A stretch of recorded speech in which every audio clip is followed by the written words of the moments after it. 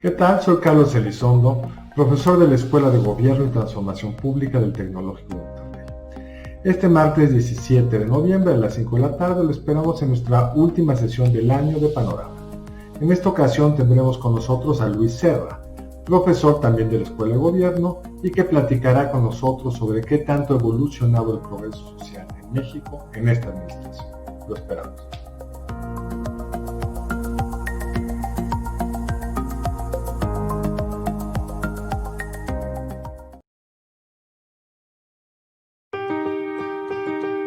¿Realmente estamos preparados para el cambio? Vivimos en un presente que se reconstruye cada segundo.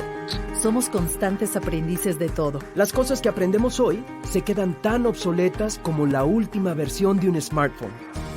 Nuestra realidad exige que evoluciones con la misma rapidez. Pero donde todos quieren un cambio, pocos están listos para hacerlo. Nosotros evolucionamos para que tú no dejes de hacerlo. Con una nueva oferta educativa, estratégica e innovadora que evoluciona al ritmo que tú necesitas. Con el fin de que construyas la realidad para la que nadie nos preparó.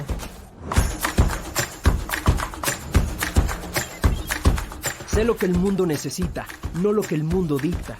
Nosotros te daremos las herramientas para lograrlo. El mundo cambió, nosotros también.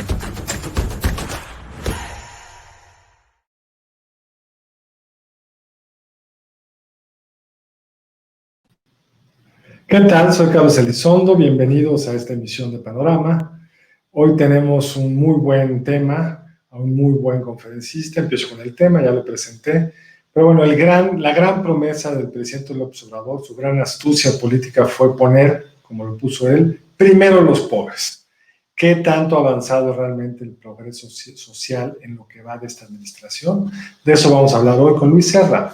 Luis es profesor de nuestra escuela, es el director ejecutivo de la Iniciativa de Energía del Tecnológico de Monterrey, tiene un doctorado en Economía por la Universidad de Warwick, y ahora que ha puesto a su servicio toda la capacidad instrumental, analítica que tiene, está también en temas de seguridad, en temas de progreso social, en temas de COVID. Luis, la verdad, un gran gusto, un gran honor tenerte con nosotros. ¿Qué tal, Carlos? Muchas gracias. Al contrario, un placer estar en tu programa y con todo tu auditorio. Muchas gracias.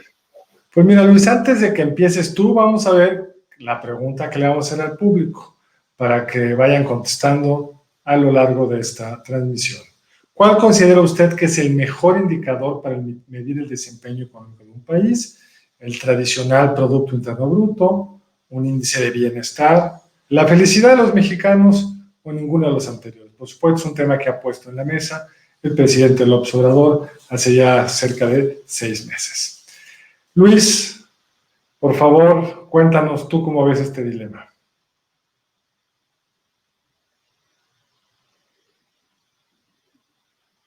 ¿Está pensando Luis o se trabó la computadora? Estas cosas pasan en las transmisiones.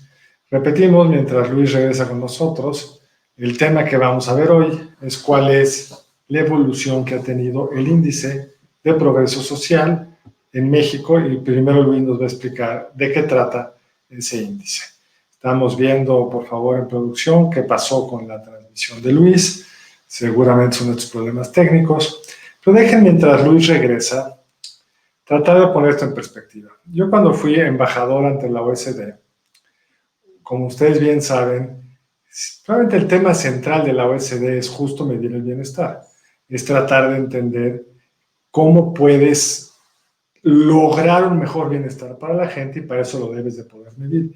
Y se ensayaron muchos distintos mecanismos para tratar de evaluar cuál era el mejor. Pero ya no les cuento más porque Luis ha regresado y Luis es el verdadero experto. Luis, adelante, por favor. Muchas gracias, Carlos. Y de hecho, este tipo de problemas de comunicaciones es lo que veremos que está dentro de algunos de los resultados de progreso social que se han medido en los últimos años para nuestro país y para otros países. Mira, todo tiene que ver con, digamos, el punto de partida fue en mayo del año pasado, de este mismo año. Tú recordarás que el presidente López Obrador empezó con digamos, discurso narrativa de que había que modificar la forma de evaluar el desempeño de los gobiernos y de las economías en el mundo. Y pues algunos, digamos, consideraron que esto era un poco demasiado conveniente para su administración, porque si nosotros nos fijamos solamente en el Producto Interno Bruto, que es la medida tradicional que se ha utilizado por los economistas por décadas, pues en realidad los resultados han sido bastante desfavorables para nuestro país. En particular, pues sabemos que en 2019 tuvimos un resultado ligeramente negativo, menos 0.05%. Algunos salieron a defender y a decir que este era pues básicamente un escenario de 0%, pero que a todas luces al final del día no es un crecimiento económico. Y en el año siguiente lo que estamos viviendo pues es una época de confinamiento, de pandemia, de reducción en las actividades económicas que a final de cuentas pues va a derivar en un decrecimiento en pues básicamente todo el mundo, y esto va a incluir a México. Las perspectivas pues más o menos sitúan al país en una digamos caída de su Producto Interno Bruto de casi el 10%. Entonces realmente digamos por ahí viene un poco de esta narrativa del presidente López Obrador, pero si te detienes a mirarlo con cuidado, la realidad es que no es nada descabellada la idea que él propone. De hecho, no es nueva tampoco. Digamos, el mismo, y eso, digamos, no es tan conocido por muchos, pero el mismo Simon Kuznets gana el premio Nobel y él mismo en su conferencia de agradecimiento menciona que hay que tener cuidado al utilizar los indicadores económicos para medir otras cosas que quizá no están diseñados para evaluar. Y hay que recordar que esta medida de Producto Interno Bruto, que de hecho diseña otro gran economista muy conocido, John Maynard Keynes, pues de hecho es lo que mide es básicamente la capacidad de los países que tienen en términos de producción por un tiempo determinado. Entonces, en realidad, deja fuera muchos aspectos que podríamos considerar que afectan la vida y la esfera social, la esfera ambiental, la esfera a lo mejor de derechos personales, de libertades que tienen las personas.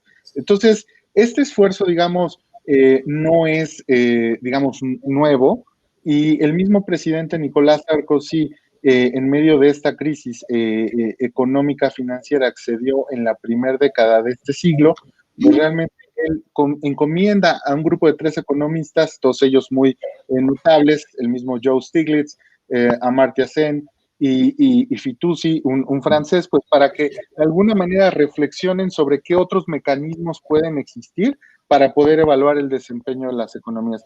Y es bajo esa perspectiva donde nace, digamos, un esfuerzo que es el que quiero platicar contigo y con tu auditorio el día de hoy, que es aquel que llamamos el índice de progreso social. Este índice o este esfuerzo nace de una iniciativa entre 2 economistas, uno de Harvard, el otro de MIT, Michael Green y Michael Porter, que básicamente a través de una fundación que se llama Social Progress Imperative, pues construyen una herramienta que básicamente lo que nos permite es evaluar periódicamente de manera bastante sencilla, bastante objetiva y enfocada en, digamos, resultados y no intenciones, pues el progreso social que tienen los países alrededor del mundo.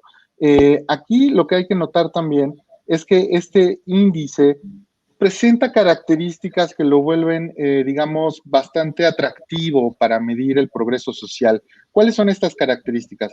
Pues la primera de ellas es que no toca temas económicos. Entonces, con eso estamos, digamos, de alguna manera abonando a la petición que hace el presidente López Obrador y a la que tienen varios críticos del Producto Interno Bruto como una medida de desempeño de la calidad de vida de las personas, ¿no?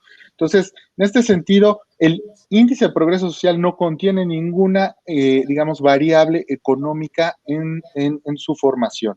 Y de hecho, es bastante comprensivo y holístico. ¿A qué se refiere esto? Por ejemplo, si tú tomas en cuenta otras medidas como el índice de desarrollo humano, por ejemplo, que también elabora la Organización de las Naciones Unidas, pues solamente tiene, digamos, 2 variables sociales, como lo son, por ejemplo, la expectativa de vida al nacimiento y los años de educación, pero deja de fuera muchos otros elementos que forman parte del desarrollo humano a lo largo de la educación o también de la salud y el bienestar de las personas. Entonces, lo que hace este índice es tener más información respecto a esas dos componentes del aspecto social y ambiental.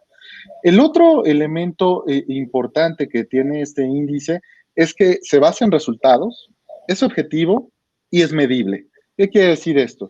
Pues que no está indagando sobre si efectivamente tú gastas un cierto monto de tu Producto Interno Bruto en educación, por ejemplo, o si lo gastas por cada 100,000 habitantes y lo comparas con otros países. En realidad, no importa cuánto gastes, sino importa los resultados que tú tienes con ese gasto. Puede ser que gastes poco, pero estés siendo muy eficaz, o puede ser que gastes mucho, pero no tengas ningún resultado con ello. Entonces, este índice no se basa en ese tipo de medidas. Es objetivo porque no está midiendo elementos como, por ejemplo, algunos que quiere procurar el presidente López Obrador, como lo ha dicho él, la felicidad. La felicidad, si bien es un elemento importante, yo creo, en la vida de todos los seres humanos, la realidad es que medirlo es bastante complicado y en ese sentido no puede ser a lo mejor comparable entre países, incluso al interior de un mismo país tan diverso como lo puede ser México y con tantas culturas y etnias, no podría ser comparable. Entonces, eso tampoco lo tiene este índice, es objetivo. Y finalmente el otro, que es medible, pues básicamente tiene variables que son objetivas, son validadas ya por autoridades y mucho más importante aún, Carlos, es aplicable. ¿Qué quiere decir que sea aplicable? Este índice, la característica que presenta, pues es que básicamente puede, digamos, ser reproducido de una manera muy sencilla y muy costo eficiente. No necesitas esfuerzos para estar recopilando información nueva y estar generando nuevos datos, sino que se basa en la información que de hecho ya generan desde hace bastante tiempo las mismas autoridades de cada uno de los países evaluados. Y finalmente, es también aplicable porque se puede descomponer a un nivel local. ¿Qué significa esto? Pues que no solamente nos está dando la información de cómo está el progreso social en Europa del Este o en Asia Central o en el África subsahariana o en América Latina, sino también al interior de cada país podemos identificar también cómo está compuesto el progreso social y eso también lo sabemos para el caso de México. Entonces, ese es, digamos, los componentes que tiene este índice de progreso social que lo hacen muy atractivo.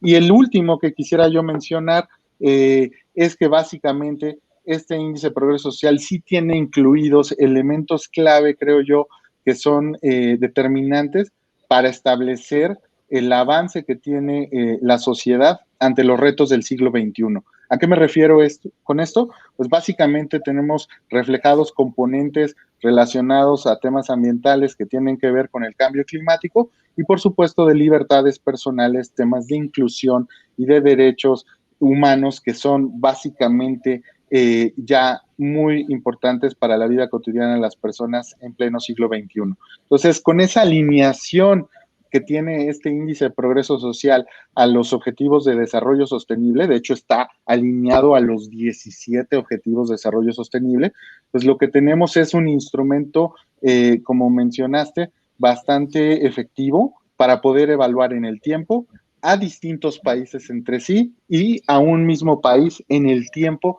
en cómo avanza o no avanza su progreso social. Pues Luis, creo que está claro, el instrumento ahí está, se ha desarrollado desde hace ya un tiempo, se ha usado ya bastante, el presidente creo que nombró una comisión que iba a avanzar en este sentido, pero hasta donde yo sé no ha habido resultados. Entonces, mientras ellos tienen sus resultados, ¿por qué no vemos con este índice cómo ha evolucionado México?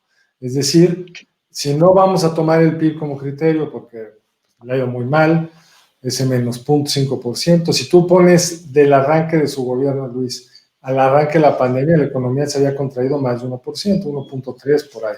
Y luego viene esta caída brutal de la pandemia. El nivel de riqueza que generaba México en el 18, pues no lo vamos a volver a ver en este sexenio y quizá bien entrado a la mitad del siguiente.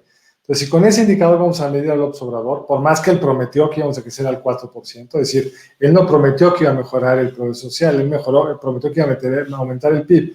Pero dejemos el PIB a un lado, ese caso ya lo perdió, digamos, veamos si por lo menos está siendo compensado con una mejoría importante, interesante en ese indicador de progreso social. ¿Cómo vamos? Es correcto. Mira, y ahí le pediría al equipo que si nos pueden poner la slide número 2 para que veas precisamente de cómo está compuesto este índice de progreso social. ¿Qué nos está midiendo para que lo entendamos todos? Nos está midiendo 3 dimensiones, que básicamente son necesidades humanas básicas, son fundamentos del bienestar y oportunidades, a través de 12 pilares. Estos 12 pilares contienen, digamos, 50 indicadores que nos permiten, digamos, monitorear el progreso social. Si le damos a la siguiente, por favor, podremos ver que ahí es donde encontramos estas 50 indicadores que nos miden a lo largo de estos 12 pilares y 3 dimensiones, pues cómo está compuesto el progreso social. Esto, digamos, la parte metodológica no quiero discutirla ahorita, pero por supuesto que está calibrado, está ponderado con cierta, digamos, fundamento técnico, y esto lo que nos permite y nos da los resultados de la siguiente imagen, por favor. Oye, Luis, antes de que pasemos a la siguiente imagen, ¿cómo está incorporado el tema de la seguridad? Porque no lo veo explícitamente en ninguno de los pilares. Está ahí totalmente. Mira, si quieres regresamos al anterior, por favor, el equipo. El tema de la seguridad lo puedes ver, por ejemplo, ahí en fundamentos humanos básicos. De hecho, ahí está seguridad hasta abajo, en el pilar que está hasta abajo que dice seguridad personal y que contiene temas relacionados a las tasas de homicidio, a la percepción de criminalidad, al tema de tortura y, digamos, asesinatos políticos, y a cierto tipo de actividad que tiene que ver con, digamos, muertes en tráfico, digamos, en movimiento. Por otra parte, sí, entonces ahí tienes, por ejemplo, el tema de seguridad, ¿no? Y luego tienes otros temas que tienen que ver más con derechos humanos, derechos de grupos o libertades personales, que de alguna manera también tienen algún elemento relacionado en el eje o en la dimensión de oportunidades, donde está el pilar de libertad personal y elección y de inclusión. Perfecto. Entonces, si gustan, pasamos a la siguiente para ver los resultados. Este es un ejercicio que se hizo para 2020. El índice se hace de manera anual, se reporta. Ustedes lo pueden consultar en la página de socialprogress.org. Es un índice que también se hace a nivel estatal en México. Y sí quiero recalcar aquí, porque no lo había hecho Carlos, que este esfuerzo que hace Social Progress Imperative, si bien lo hace a nivel internacional, lo trabaja con socios locales. Y ahí es donde entramos nosotros, y entra también una organización como México Cómo Vamos. Tanto ellos como nosotros somos socios nacionales de SPI o de Social Progress Imperative a nivel de México, para implementar y utilizar el índice en favor, digamos, de la evolución de indicadores que permitan incrementar el progreso social en el país. Ahí es donde precisamente entra la labor de la Escuela de Gobierno y Transformación Pública con este índice. Entonces, voy a los resultados. Son 163 países, y lo que están viendo ahí en distintas tonalidades de color azul, pues básicamente son los grupos en donde tenemos el Tier 1, digamos, son aquellos países con el mayor progreso social. Y creo, Carlos, que aquí para nadie es sorpresa inmediatamente identificar simplemente por su ubicación geográfica, pues definitivamente a los países nórdicos, a Canadá, a Australia y a algunos países, digamos, del norte de Europa. En el Tier 2, pues encontramos a otros países, sí en Europa, ya algunos en América Latina, ya ahí, por ejemplo, está Estados Unidos, y definitivamente si nos vamos a la parte más baja del índice de progreso social, pues evidentemente es donde está ya, digamos, pues básicamente toda la parte del continente africano y algunas partes del sur de Asia, ¿no? Que son las más rezagadas en esos términos. Pero vamos a ver, y si nos pasan la siguiente, por favor, ahí pueden ver ustedes los resultados, que tiene una base de 100 puntos, y pues básicamente los primeros 5 lugares, como lo adelantaba, son países nórdicos. Ahí se cuela Nueva Zelanda en el país número 4, pero si ustedes observan el top 10, pues básicamente son países nórdicos, países europeos, está por ahí Islandia y, digamos, Canadá. ¿no? Ahí hasta ese punto no hay sorpresa. ¿Dónde entra México? Pues si ustedes se van al Tier 2, pues se van a dar cuenta que ahí todavía no está México. México está hasta el Tier 3, hasta el grupo 3, que es un nivel medio alto, digamos, de progreso social. Entonces, ahí México está en el lugar número 62, ¿no? Con un puntaje de 73.52 puntos. Y aquí lo que cabe notar, y este es el primer resultado, Carlos, ¿cómo ha evolucionado México en el tiempo? Pues bien, México en el ranking, en estos resultados 2020 es muy importante mencionar, te están reflejando las variables hasta 2019, ¿de acuerdo? Entonces, todo lo que ha ocurrido con pandemia, Carlos, no está aquí, ¿eh? Todavía no estamos en ese escenario. Espera que salga el índice del 2021 para ver reflejado entonces los efectos que tuvo el confinamiento y la pandemia de COVID-19 en el progreso social en los países. Aquí simplemente tenemos los resultados, por así decirlo, del primer año de gobierno, más los otros meses que se aventó instruyendo al gobierno saliente de Enrique Peña Nieto de la administración del presidente López Obrador. Y esos resultados del número 62, pues básicamente implican un retroceso de 7 puestos, Carlos. Es decir, México perdió 7 puestos en el índice de progreso social con la administración del presidente López Obrador. ¿Cómo nos comparamos? Perdón que te interrumpa, Luis. ¿Caímos u otros crecieron más rápido, nos rezagamos? Eso es muy importante. Ahorita si quieres, vamos de una vez a la siguiente imagen. La otra, por favor. Otra más, perdón. Y ahí te lo voy a decir, mira, aquí lo puedes ver, por ejemplo, Carlos. Tu pregunta es muy importante, porque al final del día es un índice, y las posiciones en el índice puede ser que no avances, o puede ser que otros avancen más que tú. Aquí lo vamos a ver muy claramente con algunos, digamos, países similares de América Latina. Tenemos en el primer puesto ahí a México, está Costa Rica, está Brasil, está Bolivia, está Ecuador y está Chile. Bueno, el primer lugar en América Latina en el progreso social, de acuerdo a este ranking, fue Costa Rica durante el periodo 2014-2019. Ahora, durante ese periodo, Costa Rica perdió un lugar en el ranking. Sin embargo, el año pasado Costa Rica todavía perdió 3 lugares más.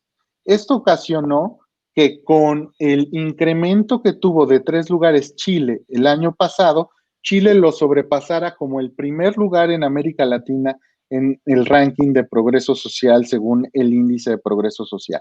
Entonces, Chile y Costa Rica son el 1 y el 2 en América Latina.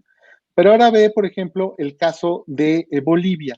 Bolivia durante todo el periodo, es decir, 2014-2019, avanzó un puesto, pero ese puesto, digamos, ese avance, pues es muy relativo. Sin embargo, es muy notorio como de 2019-2020 avanza 6 posiciones. Lo cual ya empieza a sugerir que es más el esfuerzo que está haciendo ese país y el aumento en puntos que tuvo en el ranking para estar avanzando en el mismo. Ve el caso, por ejemplo, de Ecuador. Ecuador avanza 8 posiciones de 2014 a 2019 y recién el año pasado pierde un punto. Quiere decir que esto ya no hizo mucho por avanzar en este último año. Y ahora ve los otros 2 casos, Brasil y México. Brasil es el que más pierde en este periodo de todo este grupo de países en América Latina.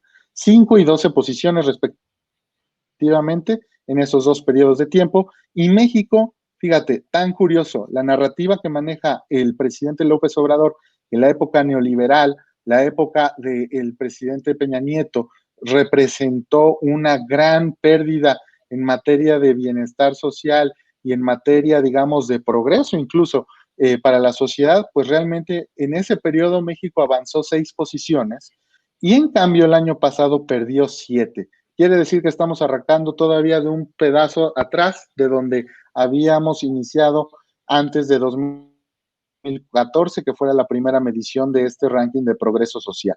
Ahora, aquí Luis, tú me preguntarás. Creo que ya adelante, Carlos. Mi pregunta es, ¿en dónde nos fue mal? Ok, voy para allá, nada más antes de responderte eso. simplemente quiero señalizar algo y que lo vamos a ver más adelante. ¿Quiere decir que en el 2014-2019 estuvo perfecto todo en materia de progreso social? No.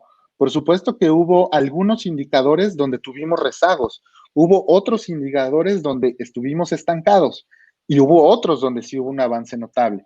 Y lo ¿Dónde hubo mismo ocurre. avances? Ahorita vamos a esa frase. Simplemente antes de darme esa, o bueno, si quieres, vamos de una vez a esa y ahorita te comento otra situación. Por favor, nos vamos a la siguiente slide de donde estábamos. Exacto. Aquí lo que observamos son los tres pilares del índice de progreso social. Si te acuerdas, te había dicho que eran necesidades humanas básicas, fundamentos de bienestar y oportunidades. ¿De acuerdo? Entonces, fíjate, aquí tenemos dos periodos igualmente, 2014-2019 y separamos el 2019-2020. Pues bueno, en la parte referente al periodo 2014-2019 se avanzó en todos los pilares. Se avanzó en humanidades básicas 2 posiciones, puedes decir que el avance fue mínimo o básicamente ninguno. Sin embargo, en fundamentos de bienestar se avanzaron 7 posiciones y en oportunidades avanzamos 3. ¿Qué pasa con el periodo 2019-2020?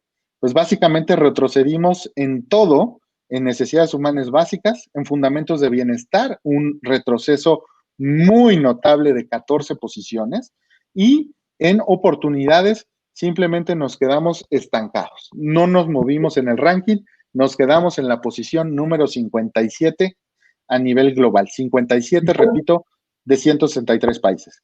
¿Cuál sería digamos, la política pública o la decisión del presidente López Obrador que nos llevó a esa caída en algunos indicadores específicos? ¿Cuál es la causalidad entre sus decisiones y esta caída? Vamos a desmenuzarlo, ¿te parece?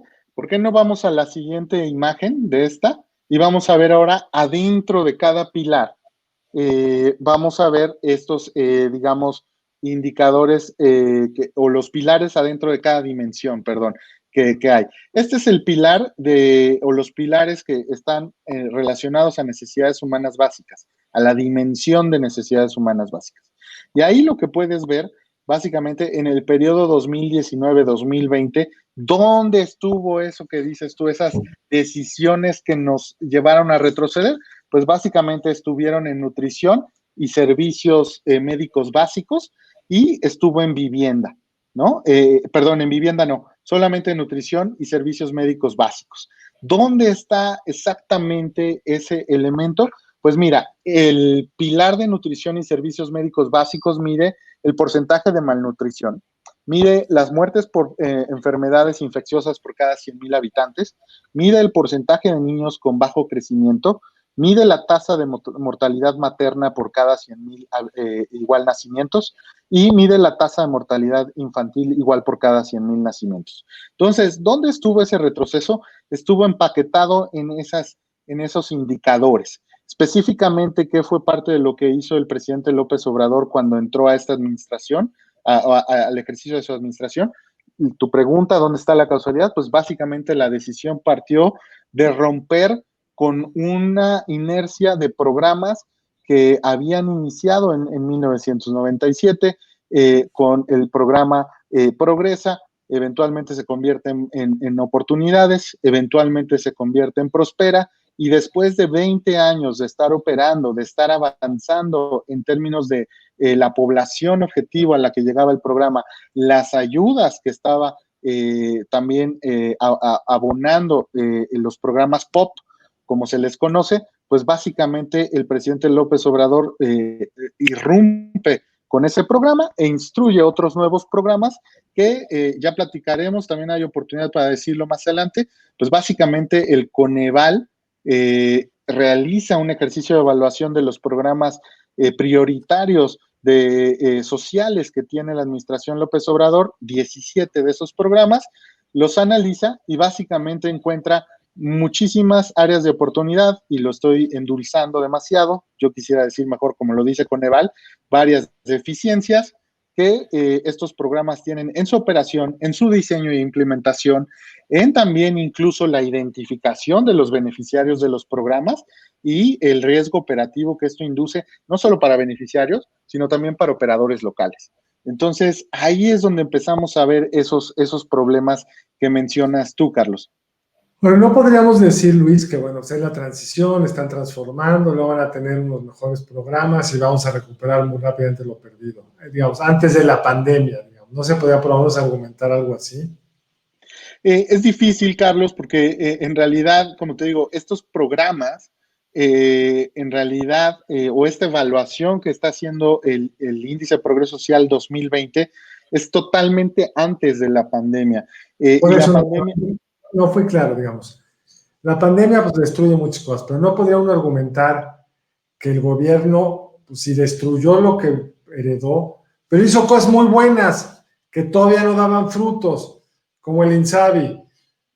A lo mejor podemos decir es que les faltan 5 años para tener el sistema de salud de Dinamarca, que fue lo que nos prometió el presidente. No es nada más una cuestión de transición, de cambio del viejo modelo al nuevo.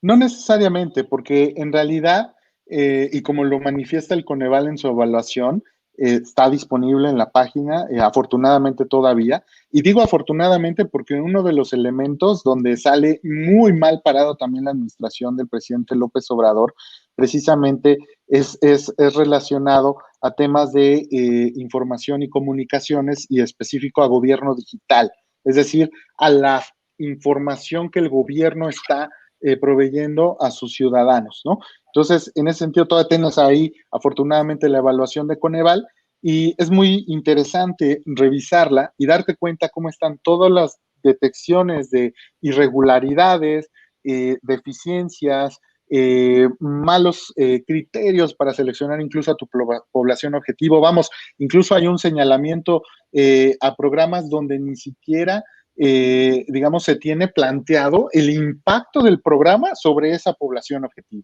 Es decir, simplemente se está, digamos, instrumentando un beneficio sin siquiera saber cuál es el efecto esperado de ese programa, ¿no?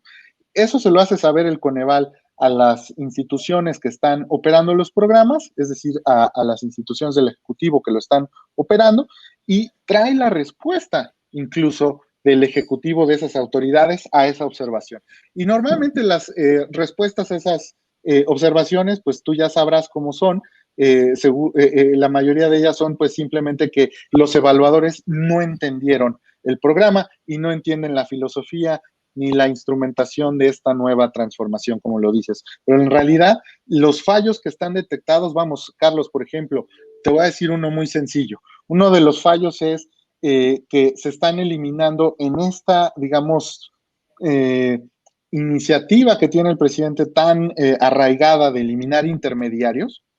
Tú lo habrás escuchado todo el tiempo decir, es que hay intermediarios, son coyotes, se clavan el dinero, son corruptos, mejor démosle el dinero directo a las personas, ¿no? Las transferencias directas. Aquí, ¿cuál es el problema? Que muchas de esas transferencias están habilitando a través de medios de pago electrónico, ¿no? Es decir, básicamente están habilitándose con tarjetas de crédito. Entonces, ¿qué es lo que está pasando? Estos programas, en realidad, lo que están haciendo es transferirle el costo a los beneficiarios del programa de tener que usar un medio que no está disponible en su comunidad. ¿Qué significa esto? Pues que si tú tienes un beneficiario, digamos, en la Sierra Norte de Oaxaca, pues difícilmente vas a tener un cajero automático ahí para que puedan ellos recibir su beneficio. Entonces, ¿qué pasa? Pues la persona, el beneficiario, tiene que ir, entonces, acercarse, movilizarse a un punto donde sí exista esa disponibilidad. Digamos, el argumento podría ser, ya van las sucursales de Bansefi que les van a dar acceso a tarjeta de débito y cajero automático a todos. Eso es a lo que me refiero de, pues lo hicieron muy rápido, debieron de haberlo planeado mejor, pero ellos te podrían argumentar, al final del sexenio este problema va a estar resuelto, va a haber cajeros en todas las comunidades, o en una gran cantidad de ellas. Es muy difícil también porque otra de las observaciones que se hizo en la evaluación es que los criterios para identificar a las poblaciones objetivo de estos 17 programas prioritarios están muy acotadas, es decir, no están considerando distintas dimensiones que podrían caracterizar los conceptos de vulnerabilidad y de pobreza en México. Es decir, están en algunos casos muy enfocadas, por ejemplo, solo a zonas indígenas y no se incluye, por ejemplo, a otros posibles beneficiarios que no sean de una comunidad indígena, pero que son vulnerables, pero que son pobres y que pudieran ser beneficiarios de alguno de estos programas. Entonces, en realidad también hay problemas de diseño y de identificación de los beneficiarios de los programas. Ahora, digamos, este es un tema bien complicado, pero bueno, todos. Pero tú comentabas al arranque, cuando se te fue la señal, que uno de los problemas que vamos a estar viendo de exclusión es precisamente que la señal no nos llega igual a todos. Muchos no tienen ni acceso a servicios básicos de Internet. Y había un proyecto, un programa de la administración anterior de ir generando como una red que llegara a todo el país. Y el presidente la canceló y nos dijo que CFE, a través de una nueva empresa, iba a ser capaz de llevarle Internet a todos y con eso generar un salto importante en la inclusión digital de los mexicanos. ¿Eso ha sucedido? ¿Eso está vigente? No, si tú observas, mira, podemos ir a la siguiente slide de resultados, por favor, y podemos ahí también apreciar otros pilares. Eh, Aquí, por ejemplo, tienes el pilar, aquí tenemos el de oportunidades, pero hay uno anterior a este, creo que es el de fundamentos de bienestar. Ese no lo vimos. Ahí está, perfecto. Muchas gracias. Aquí lo que tienes es, fíjate, y aquí es muy importante verlo, la dimensión donde peor le va a esta administración. ¿Te acuerdas tú que hablamos de que perdía 14 posiciones en esta dimensión? Bueno, aquí tienes el por qué perdemos 14 lugares en esta dimensión de bienestar, porque se compone de los pilares de acceso a conocimiento básico, acceso a información y comunicaciones, salud y bienestar y calidad ambiental. En todos absolutamente hay un retroceso con respecto a lo que habíamos alcanzado en el periodo 2014-2019. Y ahí me parece imposible imaginarse caer 40 puntos en calidad ambiental. ¿No está sesgada la forma que se evalúa en contra del gobierno del observador? Fíjate que no, porque en calidad ambiental, por ejemplo, ahí lo que tienes medido son, por ejemplo, las emisiones de gases de efecto invernadero y también tienes, por ejemplo, el monto de partículas PM2.5 y PM10, ¿no? Entonces, en realidad, si tú observas este año los datos para las grandes ciudades en México, sí tienes también, digamos, no para este año, para el año de evaluación 2019, sí tienes un incremento en esos indicadores y también tienes, y tú lo habrás discutido, creo yo, a lo mejor con Macario, el proyecto de la refinería Dos Bocas en realidad descarriló completamente la estrategia del país que viene cimentándose pues básicamente desde de la COP en Cancún para mitigar los gases de efecto invernadero que pues básicamente están en la Ley General de Cambio Climático y que pues varias instituciones ya, entre ellos el mismo SEMDA, el Centro Mexicano de Derecho Ambiental, pues ha señalado que con esa mera construcción de la refinería ya íbamos a estar fuera de nuestra trayectoria para mitigar las emisiones hacia 2030. Es decir, Pero estamos básicamente... Puedo entender que la trayectoria se descarrile. Me cuesta trabajo entender una caída de 40 puntos, porque Dos Bocas todavía funciona, el dinero que se hubiera a Dos Bocas pues ya nos está yendo otras cosas, pero es poco a poco. Esto es fundamentalmente que el efecto de usar combustible que está quemando azufre, partículas, monóxido de carbono, que es el detonador de una caída de 40 puntos, que es brutal la caída, Luis.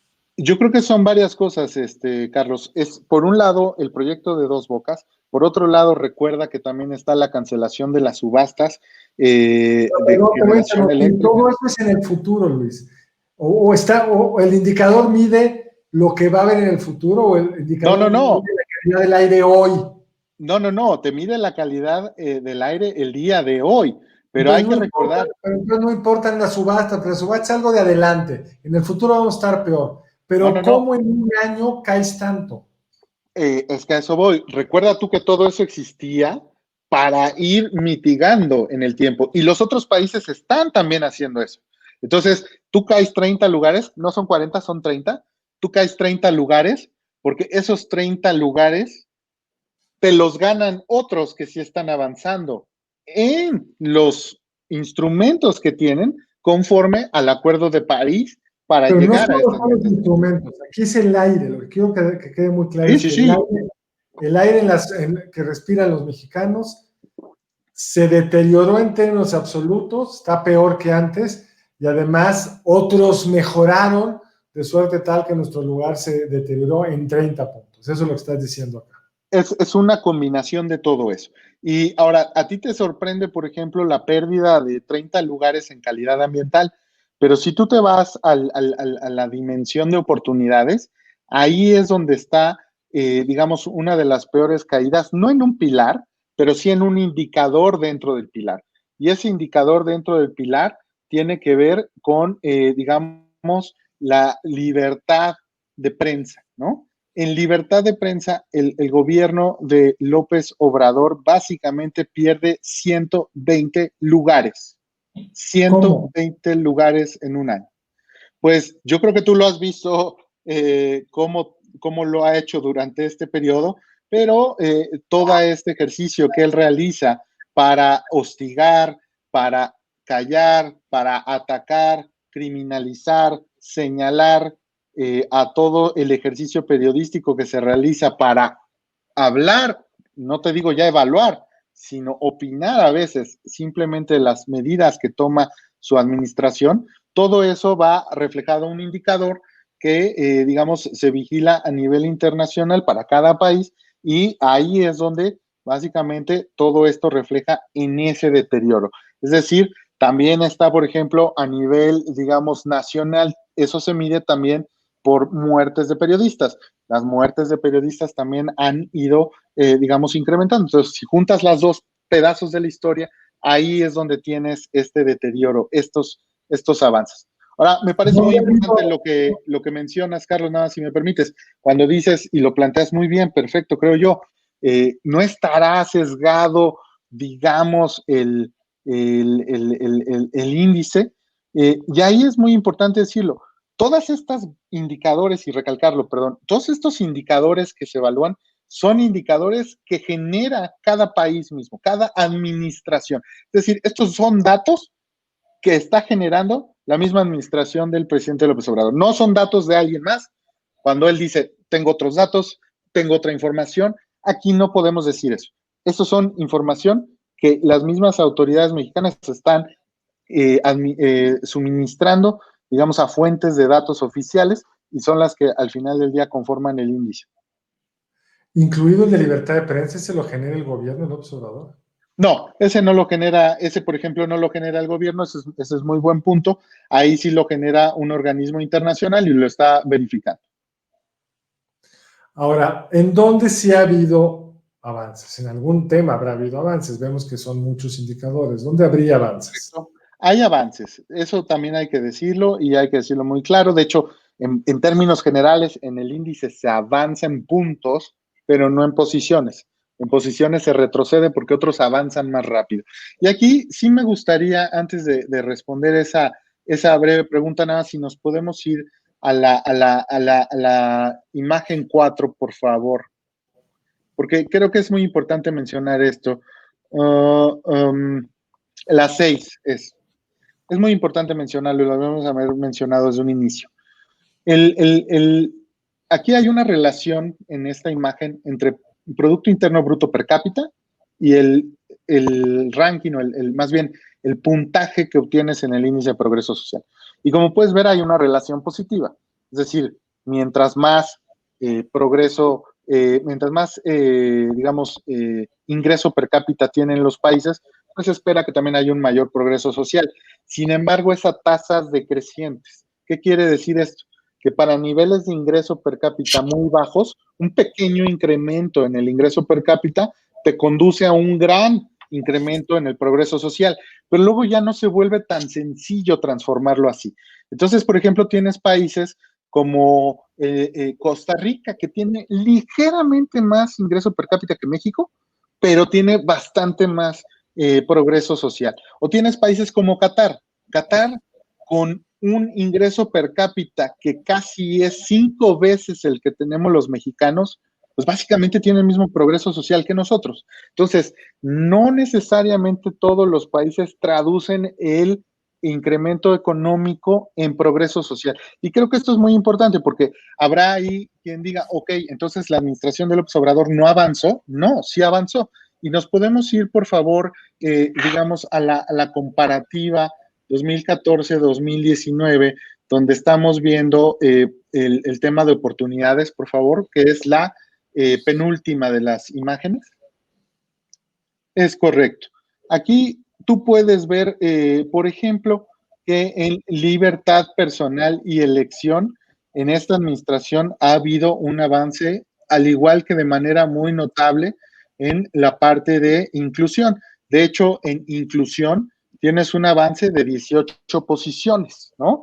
¿Qué significa estos avances, básicamente, Carlos? Pues aquí lo que tienes es pues, realmente avances en temas, por ejemplo, en el caso de derechos personales, pues tienes todo lo que tiene que ver, por ejemplo, pues con, digamos, la parte de derechos humanos, derechos al acceso a servicios de calidad, en la parte de inclusión, por ejemplo. Pero, perdón, Luis, ¿son derechos porque está en la Constitución o son servicios de verdad?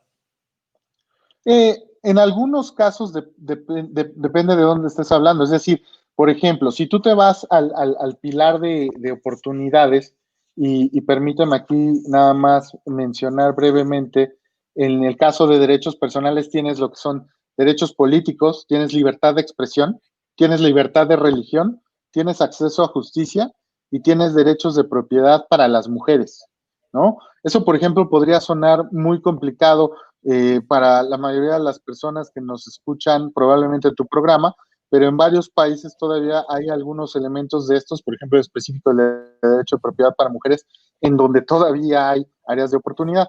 En el caso de inclusión, Carlos, las variables que están midiéndose son igualdad de poder político según tu posición socioeconómica, según tu grupo social, según tu género, la discriminación y violencia contra minorías, y la aceptación de la comunidad gay, ¿no?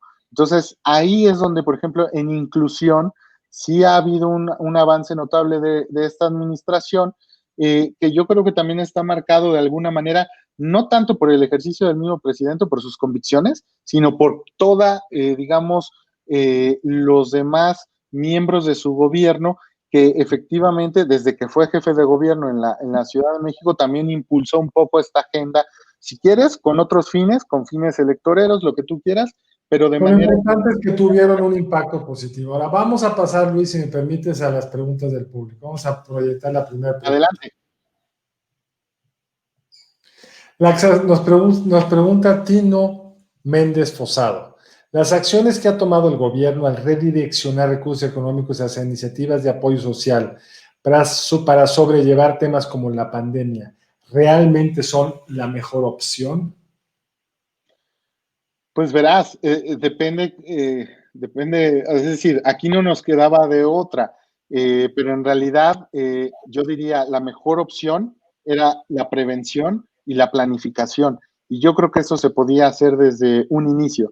El trade-off que menciona la pregunta, o ese intercambio, esa necesidad de elegir, existe porque no hubo una planeación desde un inicio y una correcta implementación de políticas también para, digamos, generar más ingresos para el gobierno. Y además, hombre, tú lo platicaste, digamos, a pierna suelta con Macario, toda la, digamos, necedad de seguir incurriendo en gastos que son innecesarios, que además se traducen en pérdidas, que se van directamente al caño, como los que tienen que ver con los apoyos presupuestarios que están destinados, por ejemplo, a las empresas productivas del Estado, Petróleos Mexicanos y Comisión Federal de Electricidad, que bien podrían estar, digamos, continuando con su participación en el sector energético, pero dejando espacio presupuestal precisamente libre para estar utilizándose en este tipo de condiciones de emergencia. Entonces, yo diría... Totalmente hago contigo, Luis. Incluso lo que sorprende es qué poco ha aumentado el gasto. Sí ha aumentado un poco, como un punto del PIB, pero pero si lo comparas con lo que ha aumentado en otros países es muy poco. Y sí hay cosas que son realmente pues, de locos, por decirlo rápido. Se está gastando en la remodelación del bosque de Chapultepec. Ese es un proyecto prioritario del presidente de la República, porque quiere dejar un lugar muy bonito para los pinos. Eso es prioridad sobre comprar medicinas. Es prioridad inundar Texcoco para que no pueda revivir nunca ese aeropuerto, sobre, qué sé yo, distribuir dinero a las madres que requieren apoyo con sus niños y tiene que salirse del mercado de trabajo. En fin, hay tantos proyectos sociales que podría estar haciendo y está gastando en otras cosas. Vamos a pasar a la siguiente pregunta. Y este es de Edgar Ríos, quien nos pregunta, ¿existe alguna métrica que nos indique los niveles de desigualdad, supongo que ahora, en los resultados se refleja la política de primero los pobres? Yo voy a empezar con la segunda de Edgar. Yo creo que sí se refleja, pero se refleja de manera negativa, se refleja de manera contraria a lo que se esperaba. Es decir, son primero los que están siendo afectados por toda la serie de decisiones que ha tomado esta administración, no solo en materia de política social, sino en materia de política económica, en materia de política energética, en materia de política fiscal, los que están verdaderamente resintiendo todos los impactos negativos de una mala gestión, una mala recaudación, un mal ejercicio del gasto, lo que platicabas, estar empeñado con gastar en nimiedades o en banalidades cuando hay otras urgencias. Todo eso, lo primero que lo resienten son las personas pobres. Y realmente la medida más clara para identificarlo es la siguiente. Si tú observas digamos, la evolución del porcentaje de la población en pobreza en los 10 años previos a la administración de López Obrador, con los programas POP, con programas Progresa, Oportunidades Prospera, básicamente se redujo en 2.5% ese porcentaje de la población. Poco, 0.25% por cada año, pero se redujo. Ahora lo que estamos observando es que en este periodo, digamos, y seguramente hacia final de este año, el número de porcentaje de la población que vamos a observar en condiciones de pobreza va a aumentar y va a aumentar probablemente en unos 10 millones de habitantes, de acuerdo a las mejores estimaciones. Entonces, en realidad sí son primero los pobres, pero primero los que están siendo afectados por todas estas decisiones. Y retomando la primera, la medida de desigualdad, digamos, digamos, por tradición, pues es el coeficiente de Gini. Hay otras medidas. El índice de progreso social no está, digamos, evaluando igualdades o no, pero de alguna manera está incorporado elementos de equidad y de justicia, que son los relacionados al objetivo de desarrollo sostenible, y que pues por lo tanto de alguna manera reflejan que aquellas sociedades con mayor progreso social también tienen una mayor igualdad. De hecho, si tú observas también la correlación del índice de progreso social con otros coeficientes, por ejemplo, en el caso de pobreza, se observa que a mayor progreso social hay menor pobreza, a mayor progreso social también hay una correlación con menor desigualdad, y si bien no está claro todavía y hay que estudiar más la causalidad directa, sí al menos ya nos permite decir en claro que este instrumento nos permite estar seguros de que por ahí va las acciones adecuadas para incrementar progreso social y disminuir desigualdad. Pues digamos, hay muchos temas pendientes, es un tema bien complicado el progreso social. A mí me gustaría acabar rápido con una pregunta que a mí me parece muy sorprendente, que es que no esté en el centro de discusión. De hecho, me parece muy sorprendente cuando ya he platicado contigo antes, pero hoy lo vimos todos juntos, Luis. Muy sorprendente que con estos números, con estos datos, con estos indicadores, no haya una presión más clara, más fuerte en contra del presidente López Obrador por cumplir su promesa, la positiva de primero los pobres. Y un tema que me parece dramático es el de la educación. Es decir, sin hablar de la reforma educativa y si la revirtieron y cuáles son las consecuencias, etcétera, me parece muy extraño que no haya una discusión en México sobre el daño, pero no con todo el poder que debería tener, sobre el daño que le va a hacer a los niños estar pues, todo un año escolar fuera del aula, y abrimos los bares, pero no reabrimos las escuelas, no hay ni siquiera la preocupación de abrir las escuelas, se pusieron hasta el final de la lista, como si los niños en México no importaran. ¿Qué impacto va a tener esto? Nos queda muy poco tiempo en términos de progreso social. Va a ser, sin lugar a dudas, un retroceso importante. Creo yo, además, que hay un elemento que no está, digamos, tampoco en la atención de este tema que mencionas, el de la salud emocional, tanto de esos niños como de los padres de familia y las familias relacionadas. Yo mismo incluido, estoy hablando en carne propia, es correcto, pero cualquier padre de familia, yo creo que nos escucha, lo sabe. Es una situación muy complicada, incluso, como tú dices, los niños que van digamos, a clases en línea, y los que no pueden ir porque no tienen ni siquiera, digamos, los instrumentos necesarios para hacerlo. Ahí seguro ya hablaste con Marco sí, al respecto, y Marco seguro platicó y ahondó en ello tremendo, pero el retroceso que va a marcar eso se va a ver muy importante, sobre todo en la parte de oportunidades para los de educación superior, porque son los que están generando precisamente esos indicadores de qué tanto potencian estos rendimientos, por ejemplo, a través de universidades con ranking global, con citas, con producción científica, pero luego están, por supuesto, del lado de necesidades humanas básicas, los elementos iniciales del sistema educativo, ¿no? Y ahí es donde se va a ver reflejado ese retroceso que mencionas para el índice de progreso social el año siguiente, seguramente se va a ver reflejado.